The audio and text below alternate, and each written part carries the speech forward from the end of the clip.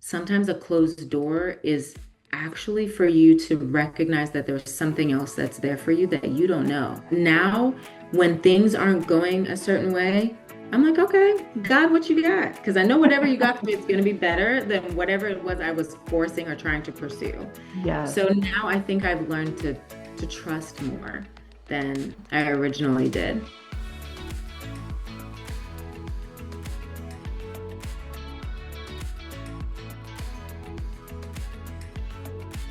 Welcome to the Story Project podcast. I'm so excited for you to check out this episode with Dr. Zaneta Hamlin, who is a second generation dentist dedicated to prevention and open to alternative scientifically proven means to progressive care. She is a high achiever while maintaining a humble yet strong demeanor when engaging her patients and team. Aside from her family and a productive day, a glass of wine and purses make her smile. You are going to love this episode of the Story Project podcast and just walk away inspired, I have no doubt. So go ahead and check this out. Welcome to the Story Project podcast. I am so excited to introduce our entire audience to Dr. Zaneta Hamlin. Thank you for being here today. Hi, thank you for having me. This is great. Oh, we already started like diving into a conversation, and I was like, whoa, whoa, whoa. I need to stop and we need to hit record because we went there like right away. Instant connection, and we're like getting deep. And I'm like, oh no, this is like exactly the stuff that this podcast audience loves. So I know you're a busy mama, a dentist, and I just appreciate you just taking the time for this. Of course, thank you so much. Like I was saying, I feel like Oprah is going to be calling me next. I feel like I've officially arrived now that I'm on here. Well, I hope she So thank does, you. because I mean, I would fly out to that show and bring like a ton of people with me. Um, Rolling deep with the entourage. yes, Oh my yes. gosh.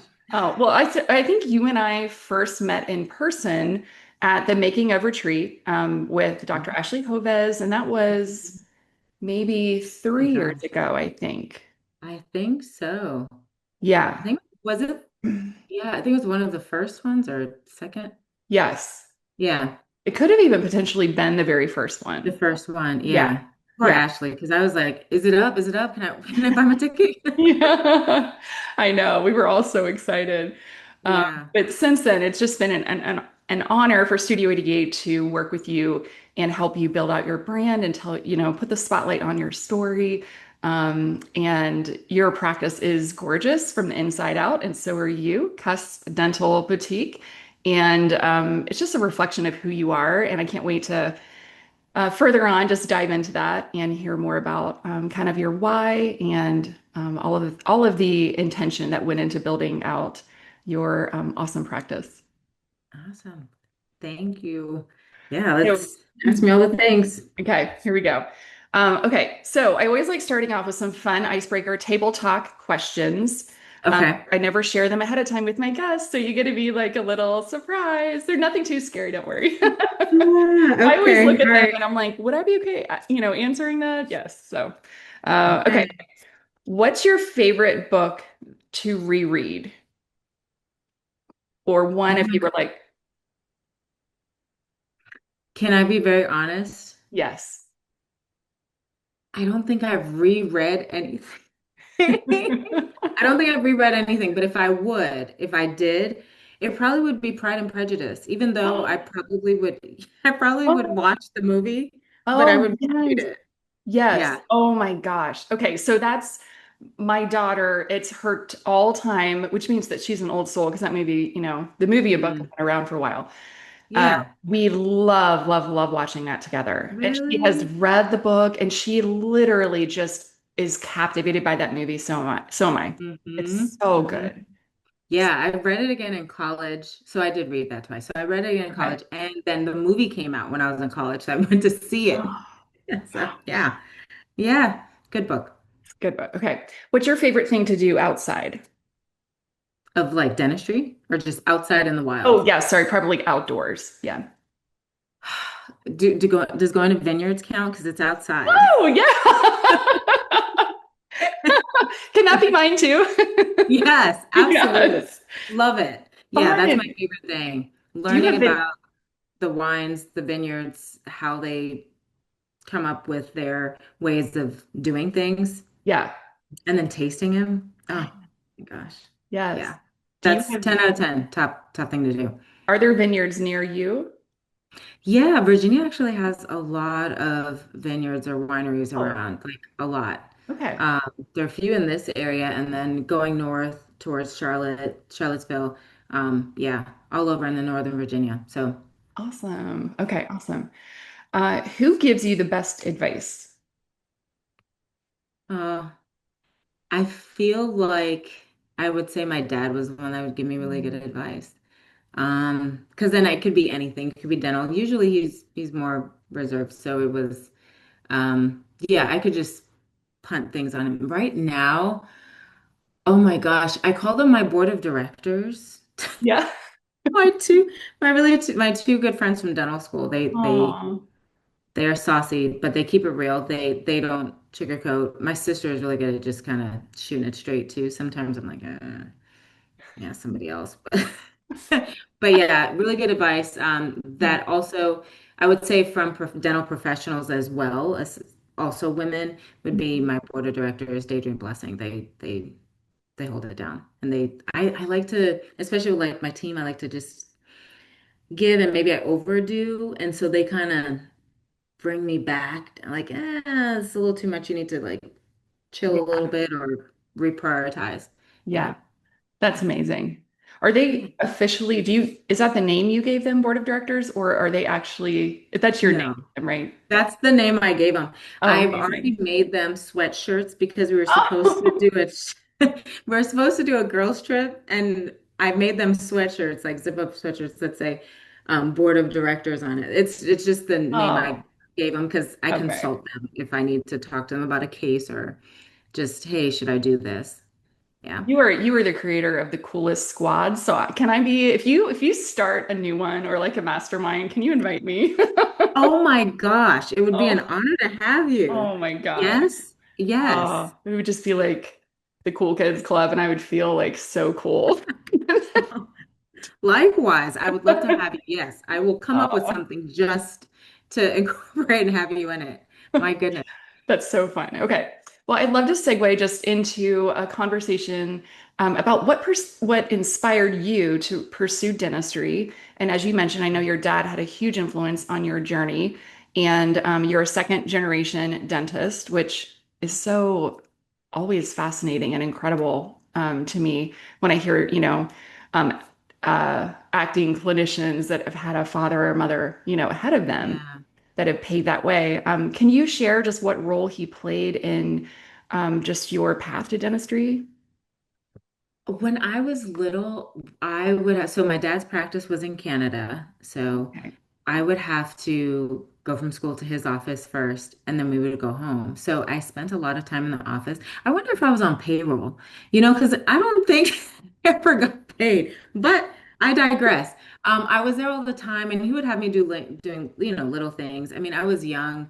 We left Canada when I was 9. So, I would, for the most part, be in the lab. So honestly, to be very honest with you, I thought I wanted to be a lab technician because I would be in the lab just to be out of the way. And I'd play with wax and the denture teeth and things like that and try and like build things myself. Um, but just being there and seeing how he interacted with his patients, how much they just loved him and how much he actually truly cared for them. I think that's what inspired me because I love art. I love working with my hands. And yeah, medicine just spoke to me, but I wanted something that I could be creative with. I mean, yeah, you could be a brain surgeon and all that, and those are very important fields and parts of medicine, but dentistry, it's really truly an art, like, yeah, you can put my brain back together, but nobody sees that. So It's for the true. teeth, it's on display 24/7 and you're functioning with it. You're like using it to chew and it's live. So yeah, it's just seeing him and knowing how I could impact and change people's lives with dentistry is what pushed me that way, and then got me out of wanting to be a lab technician because I needed that um, interpersonal connection, you Yeah. know. So what part Yeah, of Canada did he practice in? Wynyard, Saskatchewan. Oh, Teeny tiny town. okay. Yeah, yeah, So tiny. is that where you grew up? Yep. So I was Okay. born in New York. Okay. And I think we stayed in New York about 6 months. My mom had me there and then went back to Canada. Um, because my dad's dental practice was there. We stayed there till I was 9, and then we moved to Ghana. So, lived in Ghana till I was 16, moved to Northern Virginia, and then college, dental school, and then followed a boy down here. It's always a boy. What is it with I that? mean, my gosh. Goodness It's always, gracious. I know, they're always doing something, changing up our lives somehow. I know. I've followed the same guy for like 29 years now, and I'm like, good Lord, what am I You doing? you guys are goals, though. My goodness. Oh Y'all my are an goodness. it couple. Just like, you guys are just gorgeous together. So, yeah. Girl, I'll say this. I marriage is messy and you have to work at it.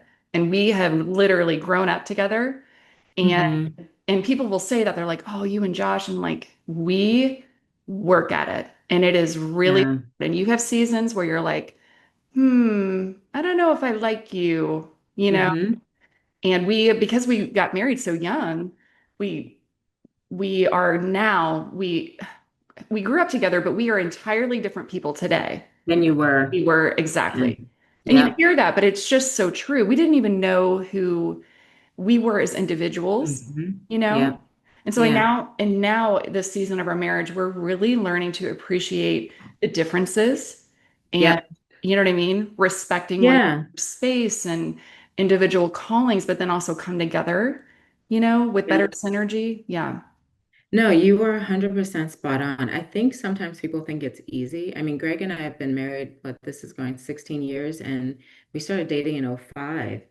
So we've essentially like could have had like a teenager at this point, Yes, it is work, and everyone's needs change. So, just being able to like shift and recognize that.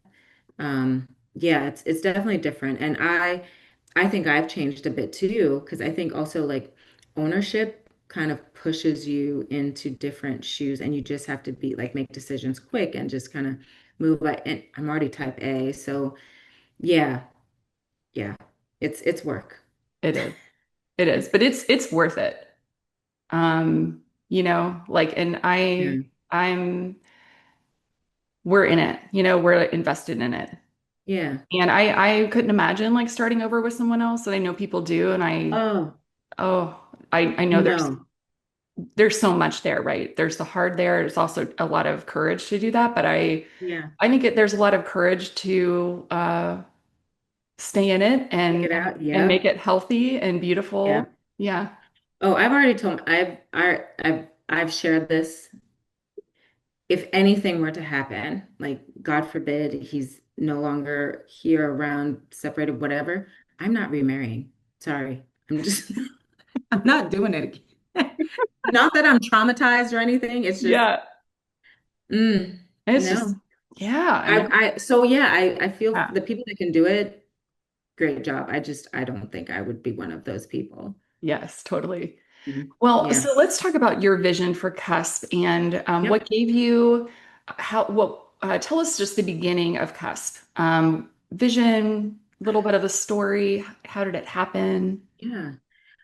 So Cusp came about, I never wanted to be a business owner. Mm. It was not in the books for me. I didn't think it was. It wasn't my goal. I just wanted to work, be able to come home, take care of my family, that's it. And not think about the business part of it.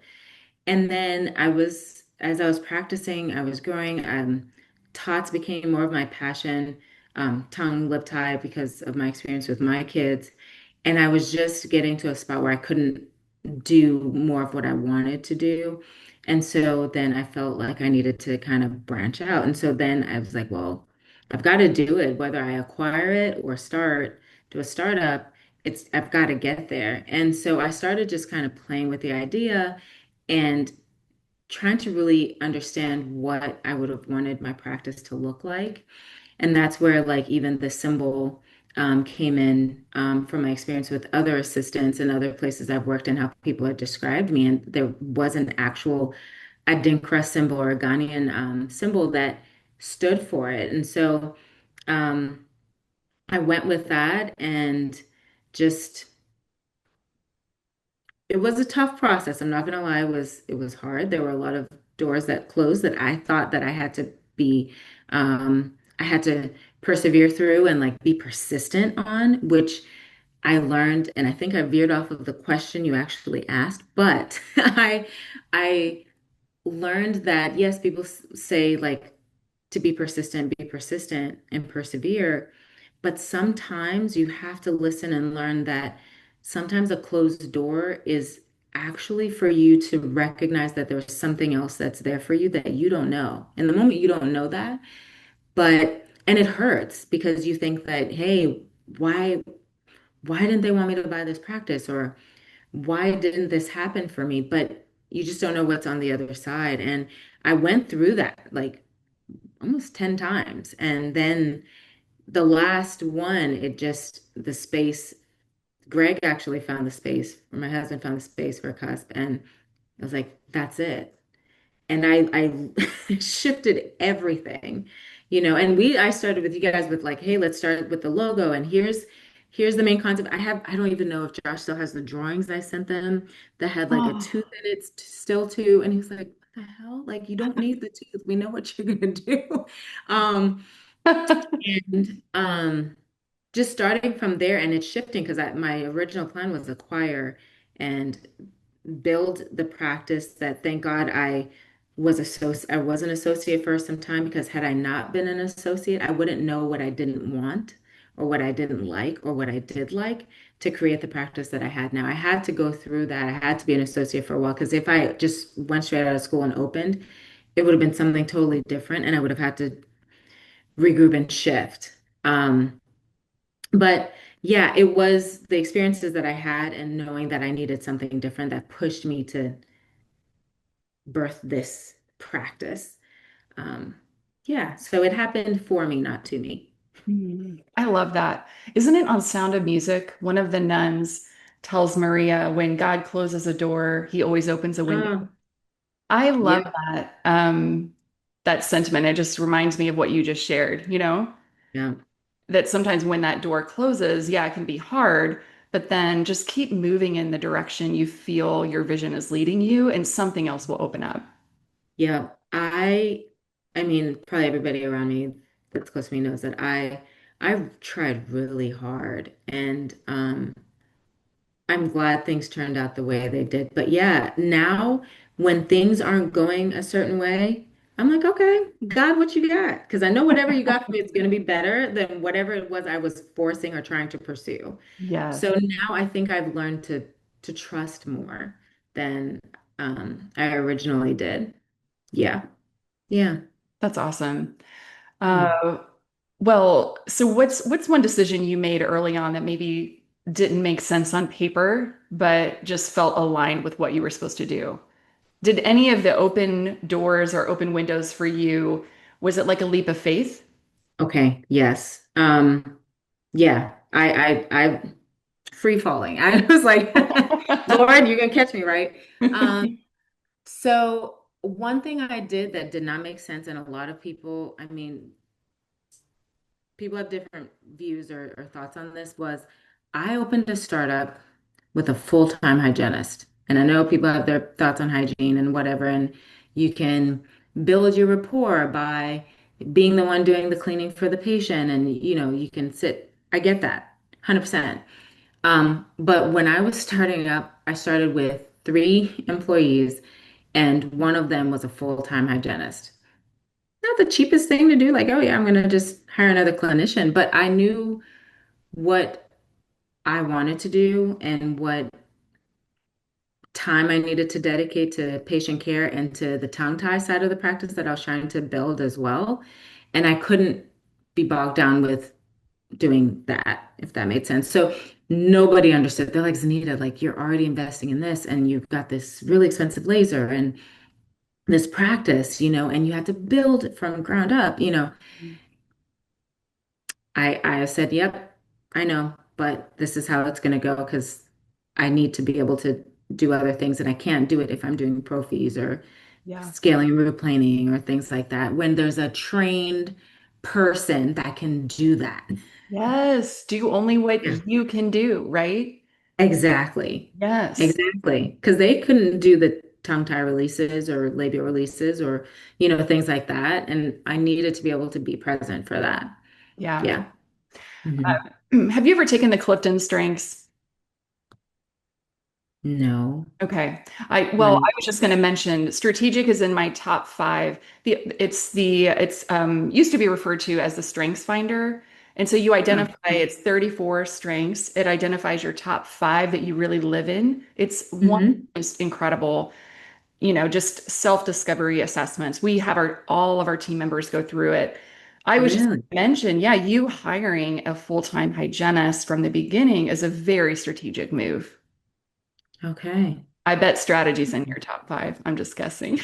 Well, now I want to do it. I'm gonna Yeah, have to do this. yeah, Yeah, I've only done like disc and Colby and yeah, I think there's yeah, another one that I've done, but yeah, I will have to look into that. Now I'm curious.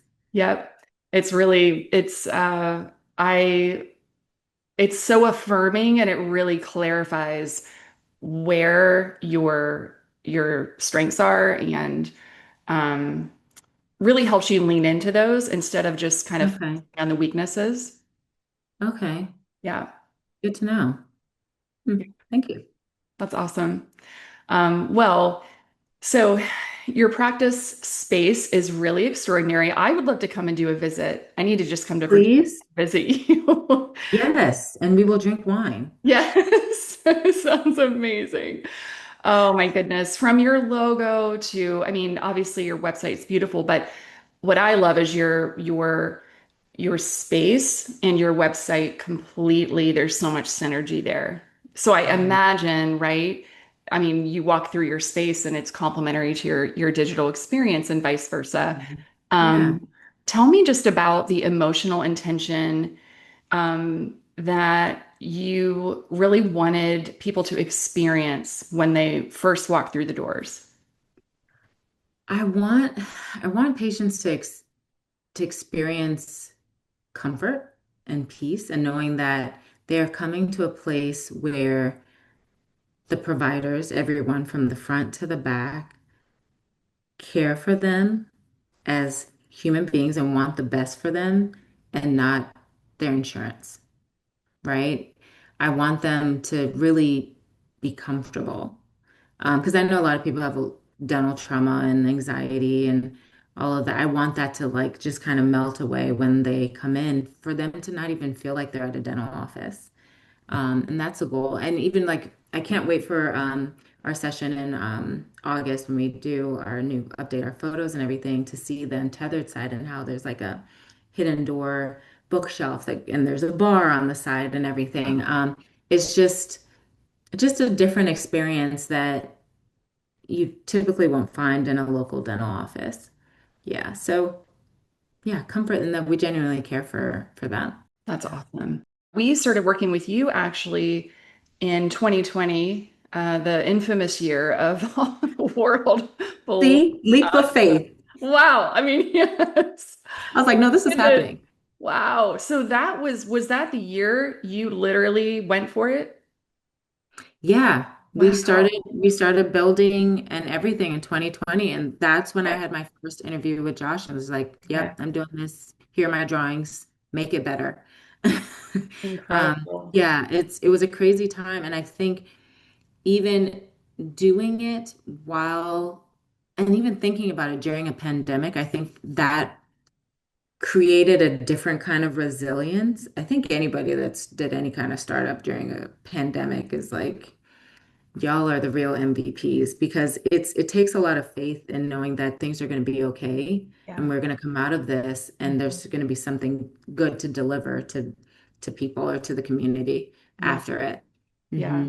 absolutely. Yeah, Yeah. you talk about courage and also, something that I know you believe in that I definitely wanted to touch on in this conversation is the power of intuition and listening and following your gut and letting that be something that leads you. Can you speak to how intuition during a pandemic, really made you feel like you were, yes, taking a leap of faith, but you were also headed in the direction you were supposed to?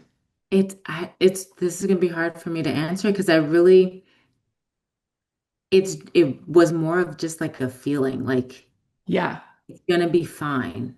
It may not feel like it right now, but it's gonna be fine. So I feel like it's just things that could be around you that will give you those reminders. But I think and I mean, the closed doors didn't help. Yeah. But knowing that, let me put it this way. I think the desire and the goal outweighed anything, outweighed the fear, outweighed um, at times when I wasn't confident or I felt unsure. I knew what I wanted and I knew I was going to make it happen, that everything else didn't matter. So I think the scales were off a bit, and I think that is what pushed me to be able to just keep going and just know that it was going to be okay. And, Yeah. I guess that was my version of intuition. Like, no, it's going to be fine because Right. this is going to happen. I need this to happen. It's going to happen. I don't know how we're going to get there, but it's going Yeah. to happen. But Yeah. you felt from the inside that you were meant to do, um, even though it turned into a startup, like you were meant to launch your own practice and you knew Mhm. you were meant and called to do that. Yes. Yeah. That's 100% true. Yeah, I did feel it. I did know that I could give something different. Um, a bougie experience, if you may. Yeah. Um, yeah, I knew it right when I started even thinking about the plan, before I even started executing it. Yeah. What's one thing that you do that surprises patients? If I remember, um, little tidbits that they told me, like 6 months, sometimes eight, if something happens and it takes them a while to get in. I think remembering things that they told me shocks them. Um, so the conversations we have, and I think even for my team, things that I think shocked them is that I am notorious for doing things myself. Like, and that might not be a good thing all the time, but like if we're ready to go, I will do it. And I think that also plays into how the humble and strong um, became a descriptor for me. Because if it means I have to break down a room, I have to clean things up myself or see a patient by myself, I will. So yeah, I think that throws people off because a lot of people won't do that, but I will. So yeah, having those remembering conversations that I've had with patients, sometimes praying with my patients. Mm. Um, yeah, I think they don't expect it, and so that really just, you know, makes them feel Wow. good. Or remember, like I had a patient that bought a house and she was really stressed about it. And you could tell some of home care started to shift a bit. And we were talking about like things she could do to improve it and whatnot. The next time I saw her, I bought a bottle of wine because why not?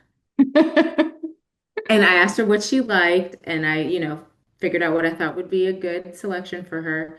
And when she came in, I presented that to her. And when I tell you she cried and Aw. just was like, I didn't even think you would remember, and I didn't even think you were listening. I'm like, well, I'm staring at you in your face. Like, I'm listening to you. I'm not zoning. I'm listening, hearing you, praying for you, and here you go. And I think it just made her day. But that always throws people off when I remember things or have little tokens and stuff for them. So, That's yeah. beautiful. Well, she felt seen. I imagine all your patients do. Yeah. Seen and heard. That's awesome. Tell me just for a moment, where did Humble and Strong, uh, am I saying that right? Yeah, yeah, it's Where from did that come from? the symbol. So it came from the symbol. It's in a Dinka symbol. So Ghana has like a series or several symbols that have different meanings. One of the most common ones that you'll see around is the Jinyame symbol, which I think I have one over here somewhere. But the Jianamen, it means it's ram's horns, and it means to be humble and strong, that even the strong have to be humble. So yeah, I pulled that symbol. So it gives me a reminder of not just my culture and my background, because both my parents are from Ghana, um, but also personality and how to behave and um, just who I am. Yeah. How does that play out in leading your team? Because my goodness, a leader that is strong and humble, I have to say that is the best combination. That's the best recipe right there. Thank you. Thank you. I think the best way for me is just leading by example, right? So, I will do things like, I was talking about doing things myself. Like if a patient wants like, some sparkling water, right? We're talking like, do you want something to drink? You need anything? I will get up and go get it myself. Like I don't expect someone else to go do it. But like, of course, if they need me to go do a hygiene check or something, they'll say, okay, I actually need you to do this. I'll go get the thing. But I think leading by example, because it's not something you can force someone to do. You do your best, you try to hire the best team for your practice or your business. But you never really know until, the person comes. So the best way is for me is just leading by example, and hopefully they'll pick up and they'll emulate it, or they will start doing the same, for not just for themselves, but for others. Um, yeah, yeah. Leading by example is, I think, how I do it. I love that. You and I were talking earlier about the complexities when you are a working mom and you are, a professional and also a mother, and just how you basically on a daily basis, your brain is kind of split. And, we have a team full of young women at Studio 88, and we're so honored and privileged to work with all of them. We have a growing number of, moms that are, coming in their 20s and navigating raising littles, and also like, they're high performers and high capacity, Yeah. really want to kill it in their roles. I'm just curious, is your team all women or do you have a blend? So we're pretty much all women.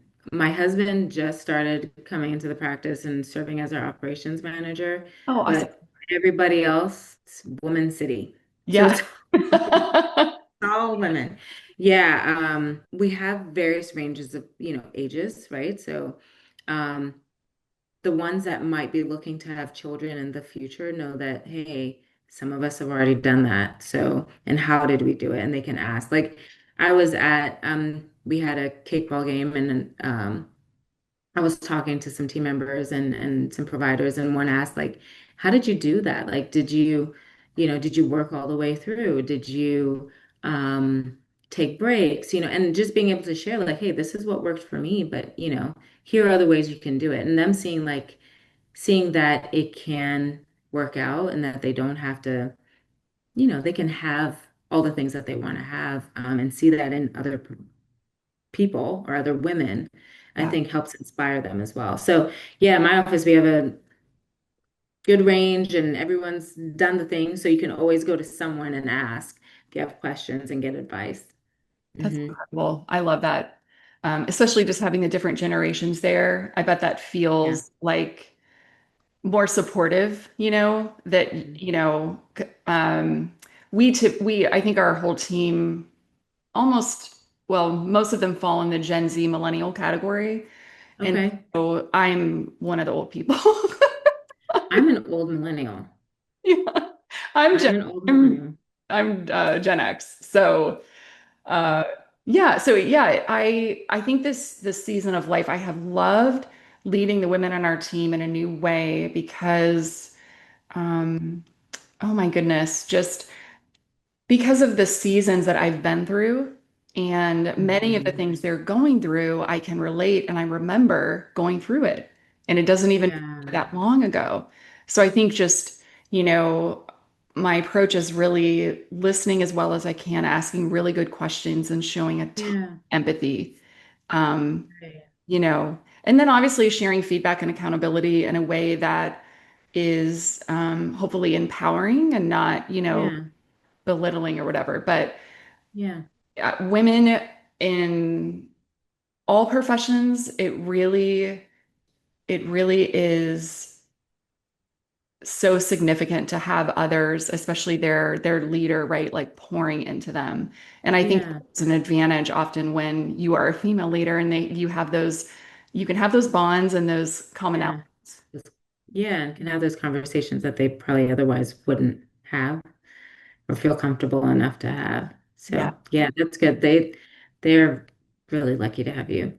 Really. Oh, well, I love looking at your team photos and like, I mean, it just looks like it's evident there's a lot of joy on your team. Oh, thank you. That's really all I want. Yeah. Because you're with them all day. And so my gosh, it'd be dreary to just, you know, if you couldn't stand being there, you know. So yeah, we're there all day. I wanna have a good time and I try to be super fun, even though they might need me to go different places. Like, Yeah. stop being in, Yes. in the room. Right.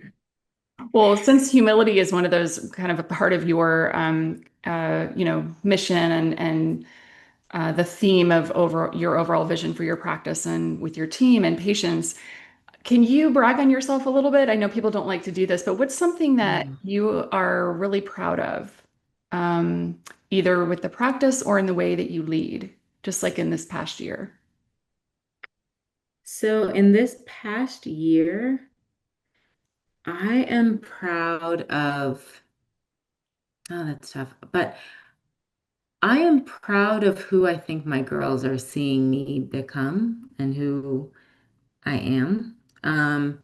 Because I think they are they're fearless, I think, because they see me. So that might be a little too much of a stretch, but I just kind of in conversations with them and how they're like, oh yeah, if I have this business or if I do this or it's just it's verbiage that I didn't use when I was a kid, because I started off, I just want to work and do that, but to hear their verbiage shift to wanting to be business owners. And I mean, my oldest is doing this rubber band business where she sets up out front by the road and makes custom rubber like bracelets for people. But I'm proud of that. I'm proud of the fact that, now that Untethered is done, um, when people come in, they always ask, like, is you by yourself?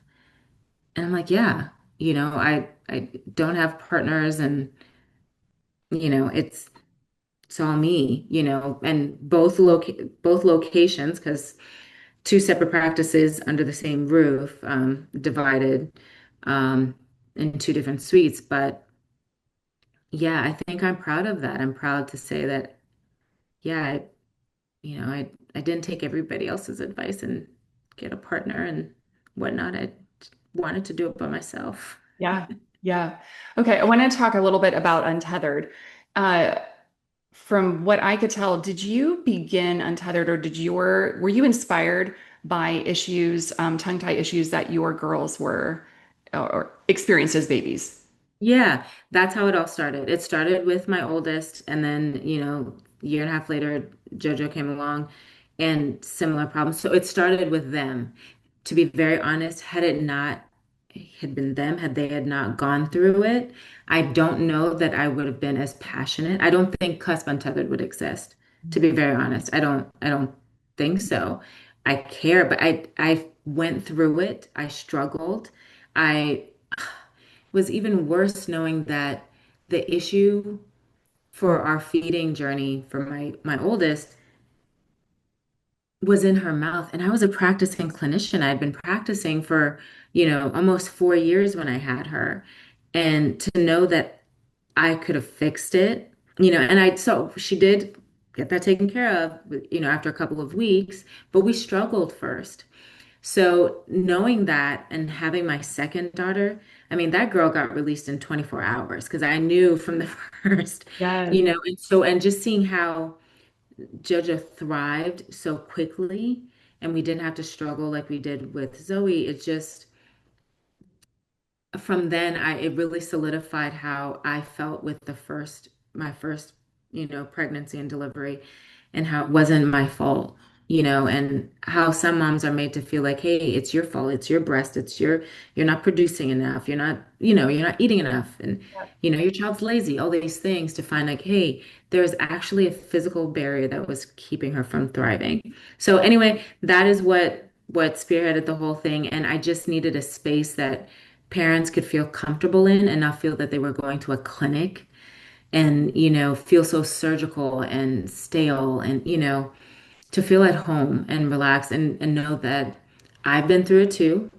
Um, and I just wanted a different experience for them. Yeah. Yeah. It's How, stressful as is already, how old are your girls now? 8 and 9. 9. Oh, so super close. I know, they're Oh, close. I good. can't wait till Zoe turns 10 in September so I can say, okay, they're 8 to 10.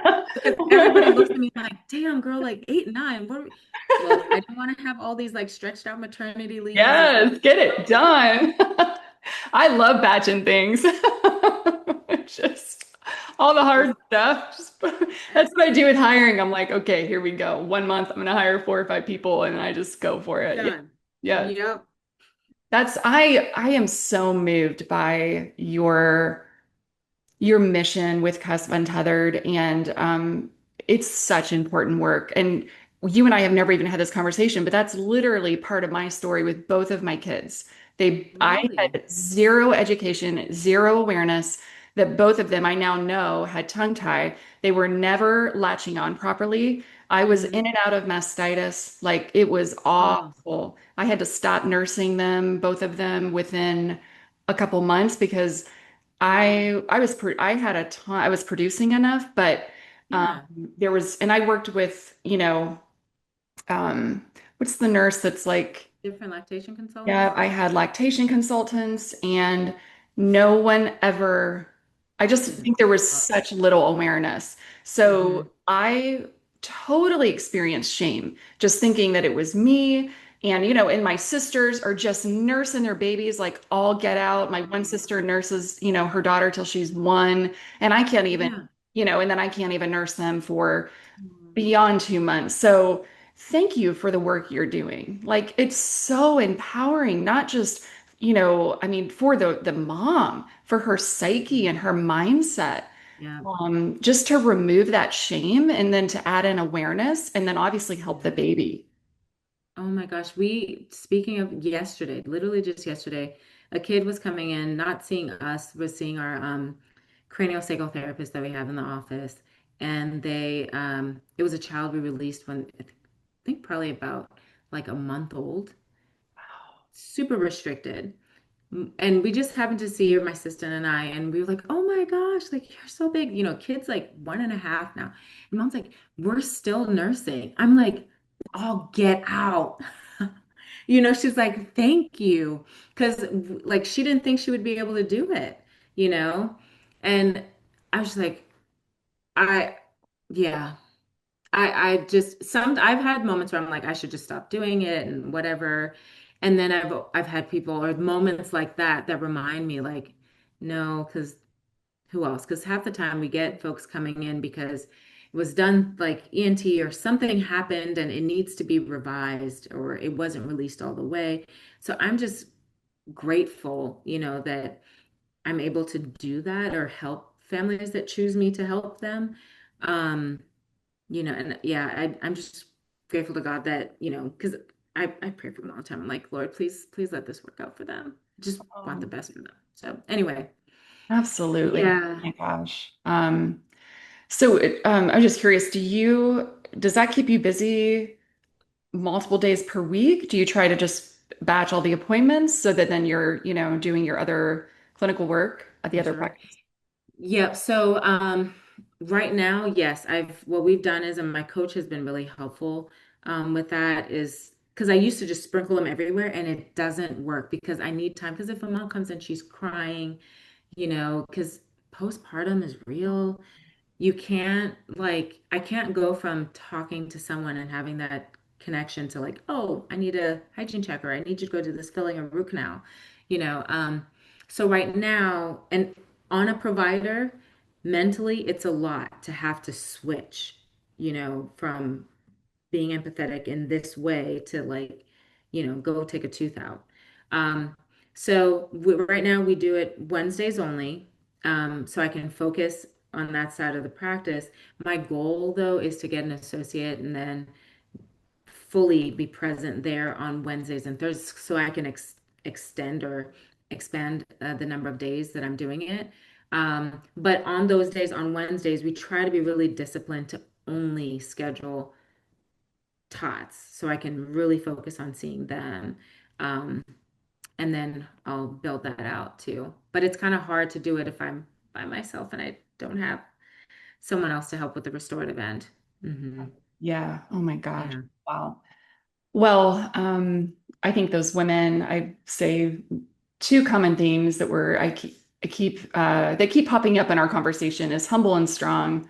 I see it just woven through everything that you do. But also I think it's not I think, I know you are helping women feel seen and heard and really safe. I imagine, I mean, oh my gosh, I wish I could rewind the clock sometimes and like if I was in that scenario and had the awareness of what was going on with my babies and then drive them to Virginia to see you. Hey, I Another would, lifetime, but uh, yeah, I would have been honored to do it and take care of them. Yeah, I will say it's definitely a different experience because being able to come in and just hug these moms, yeah, man, I wish I had those hugs when I yes. didn't know what was going on and just have them hug me and cry.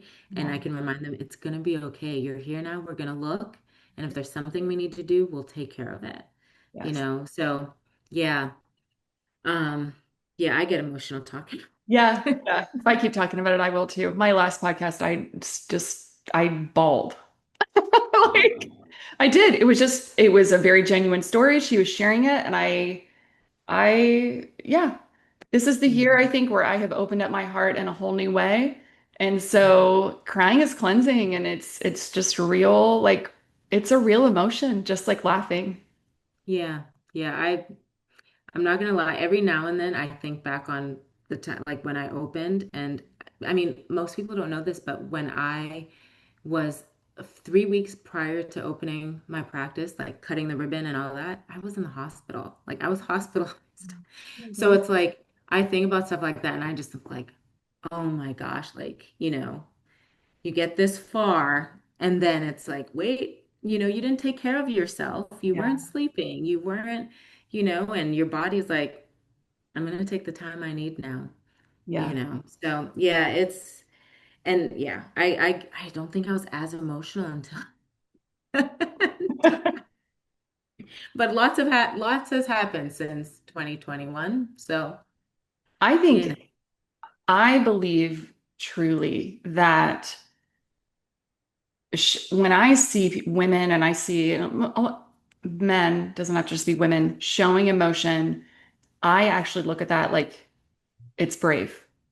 To me, I mm, look at that like you are strong because you're not concerned about what everybody else is thinking. You're thank you. allowing yourself to feel what you feel and Hmm. either show your self empathy or like, or someone else, or you're just allowing yourself to feel something that's hard. Yeah. Yeah. And we stuff all of that down, right? Because we're supposed to Yeah. be happy and like smiley all the time. And Hmm. I think often our bodies remind us, Like you're a person. you're a Yeah. human. These are Yeah. real, yeah, these are real emotions. Yeah. Yeah. Well, Oh I God. love that you hug all those mamas and just thank you for the work that you do. On behalf of all women out there, I can say that because I went through it. And I just love that you're providing a what is actually a very simple procedure, but such an impactful one, for Yeah. those little babies, and Yeah. for their bond with their mom and all of that. Thank you. I appreciate that. I appreciate that. I guess I'll do it another week.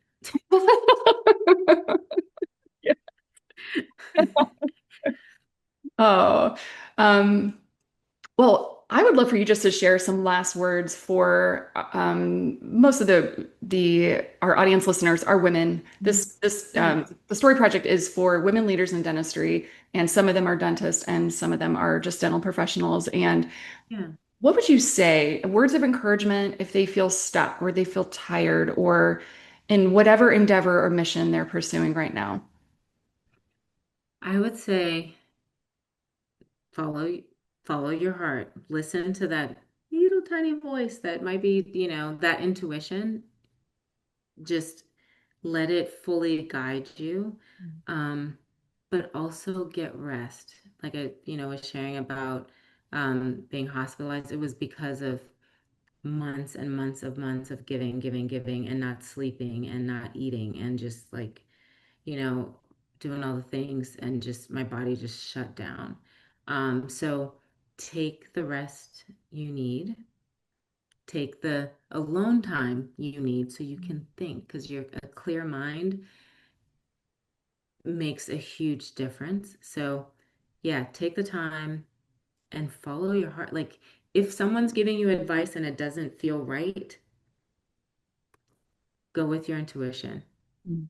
Definitely go with your intuition and you can do it. It might not be the way you thought it would be, but it's going to be perfect in the end because that's the way, it's supposed to be. So, yeah, that's what I would tell them.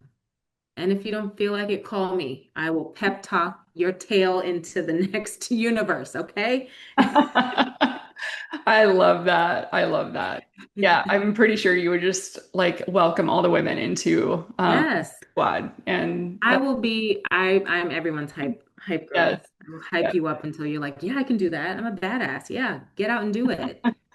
I love it so much. Humble and strong. Well, thank you, Dr. Zaneta Hamlin, for just like um, gifting us with your time today and this amazing conversation, and for your Zen voice. You just bring all my stress down when I hear you speak. Thank you. That means so much. I really do appreciate it. Thank you for your time. Thank you for having me. Really, when I read your email, I was like, did she mean to send this to somebody else? Did I like? So thank you. I really do appreciate it. I'm honored. And tell everyone at Studio 88 I said hi. And I can't Will, wait to I see some of your will. team in August. I know, how fun. I should try to get away for that if I'm around and just like show up and be like, hey. Yeah, that would be amazing. That would be amazing. Oh, so Yeah. where can people follow you online? What's the best place to get to know you better? And So Facebook, Instagram, sometimes we're on TikTok, but the handles are at Cusp Dental Boutique and Cusp Untethered PLLC. It's all kinds of crazy stuff from practice stuff to random things around the office or with my kids. My daughter, my youngest, likes to be on there a lot. And then my personal is Abenatutu, which is, Ghanaian names, my maiden name. So it's Abenatutuh. Yeah, that's what I'm at. amazing. Okay. Yeah. Well, everybody take your phones out and go follow Dr. Hamlin right now and don't wait because you are just a bright light. And thank you for this conversation, for just encouraging women everywhere to really step into their callings and roles and to do something unique, within the profession and pursue, um, really pursue what they feel they're meant to do, which is what you've done. You knew you were meant to do it, and uh, you kept going even when there were closed doors, and you found a way. So I admire that so much. Thank you so much. Thank you so much. Thank you for your time. Well, that's a wrap on this episode of The Story Project. Let's be fearless together this week, ladies, and we will see you next time.